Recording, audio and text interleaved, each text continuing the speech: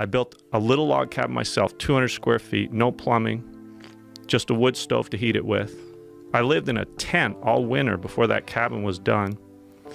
40 below zero, that wasn't easy, and that was right on the edge of town. Before the cameras ever arrived, before the fame, the isolation, and the silence that would eventually define him, Glenn Villeneuve was already living a life most people would never dare imagine.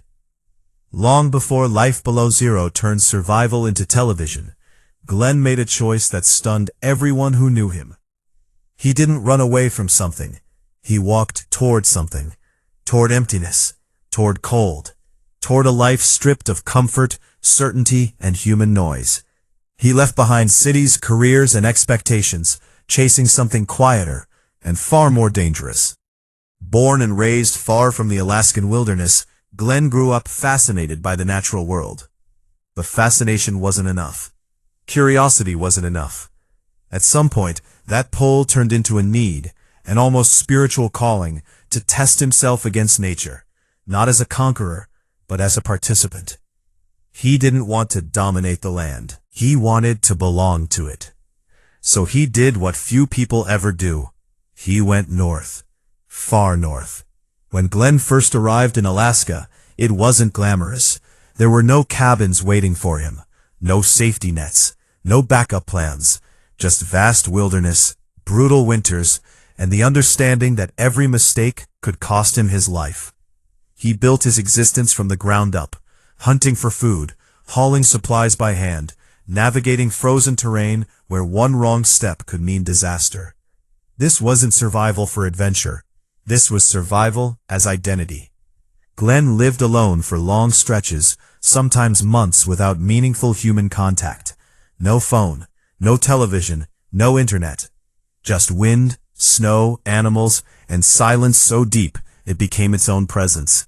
And strangely, he thrived there. When Life Below Zero producers eventually found him, Glenn wasn't interested in fame. He wasn't trying to tell a story.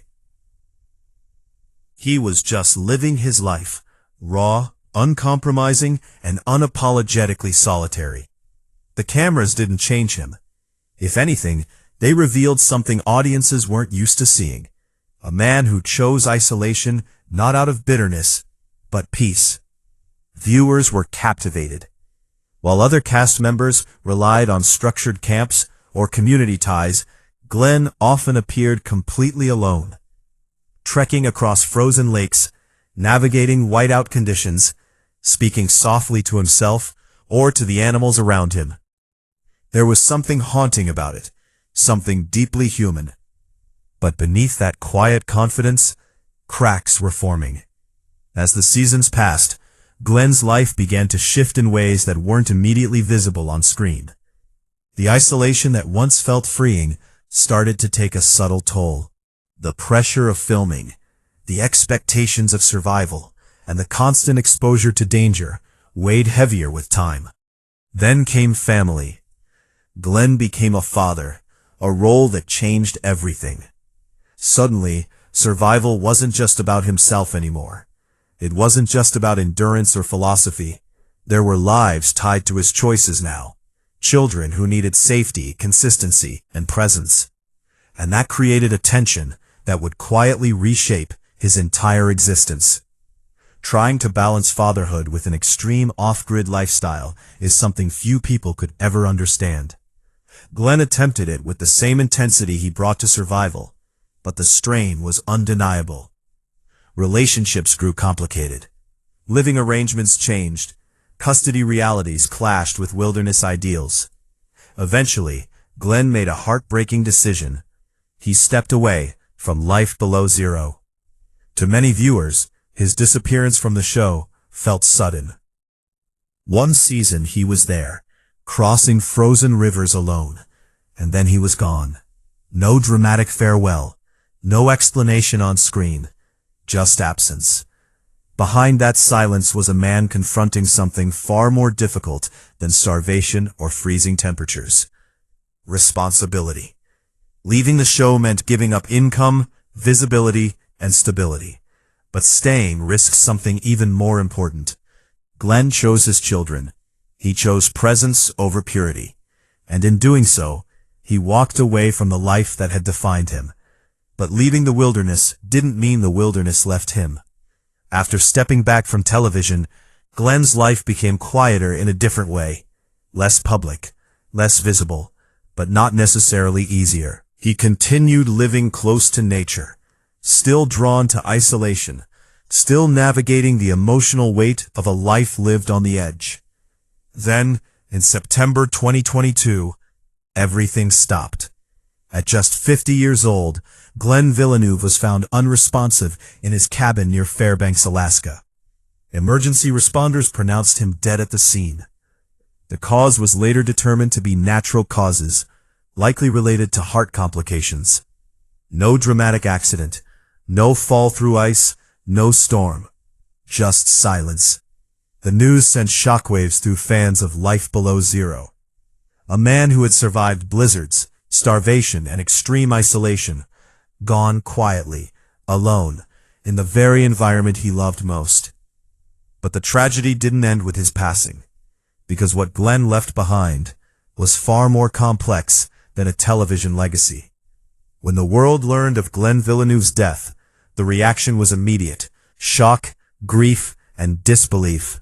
How could someone so capable, so resilient, someone who seemed perfectly adapted to the harshest environment on Earth, be gone so suddenly? The truth is, survival doesn't make anyone invincible. For years, Glenn pushed his body and mind to their limits. Extreme cold stresses the cardiovascular system. Isolation amplifies emotional strain. Living off-grid means medical care is distant, sometimes unreachable. These are realities that rarely translate fully on television. While audiences admired his independence, Glenn was quietly absorbing the cumulative cost of that lifestyle. Former cast members and fans alike spoke of his intelligence, humility, and calm demeanor. He wasn't reckless. He was calculated. But even calculated risk adds up over time. The human body keeps score, especially when pushed year after year without rest. And then there was loneliness. Even for someone who chooses solitude, extended isolation reshapes the mind. Glenn often spoke about appreciating silence, but silence can become heavy. Without daily human interaction, emotional processing changes. Thoughts echo longer. Memories linger deeper. Loss feels sharper. Fatherhood intensified everything. Being separated from his children while maintaining a lifestyle that demanded distance created emotional tension that never fully resolved. He loved them deeply, that much was clear. But reconciling love with isolation is a burden few could carry gracefully. After leaving Life Below Zero, Glenn didn't seek the spotlight. He didn't capitalize on fame. He didn't rebrand himself. Instead, he returned to the quiet margins of life, staying true to who he was, even when it came at a personal cost. And that's what made his story so tragic. Glenn wasn't chasing attention. He wasn't reckless for fame. He wasn't trying to prove anything. He simply lived according to his values, even when those values demanded sacrifice.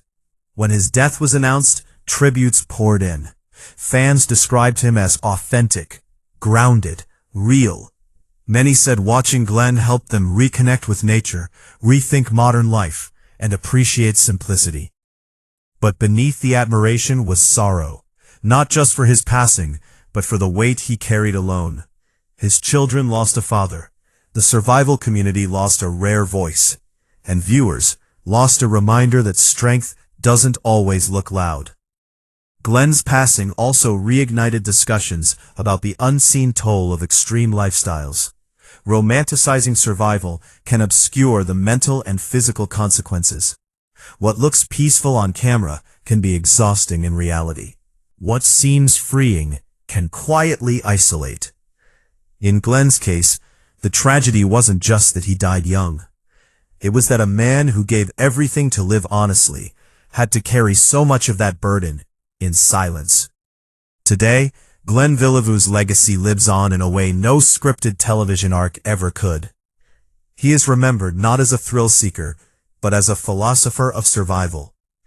a man who believed modern life had drifted too far from its roots.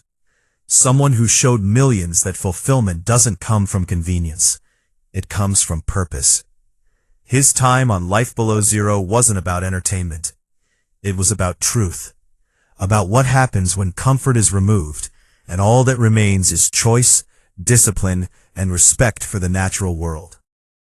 Yet his story also serves as a warning. Living on the edge carries invisible costs. Isolation, physical strain, and emotional weight don't always announce themselves loudly. Sometimes they accumulate quietly, until one day they overwhelm even the strongest spirit. Glenn's death reminds us that strength doesn't mean immunity. Independence doesn't erase vulnerability. And choosing a hard life doesn't make loss any less painful. For his children, his story is more than survival. It's legacy. A father who lived honestly, who chose integrity over ease, who followed his convictions to the very end. For viewers, Glenn Villeneuve remains a symbol of authenticity in a world obsessed with image. A reminder that true freedom isn't found in running away, but in understanding who you are and what you're willing to sacrifice for it. In the end, Glenn didn't lose his battle with the wilderness. He lived it. And in doing so, he left behind a story that will endure, long after the camera stopped rolling, and long after the silence settled back over the Alaskan snow.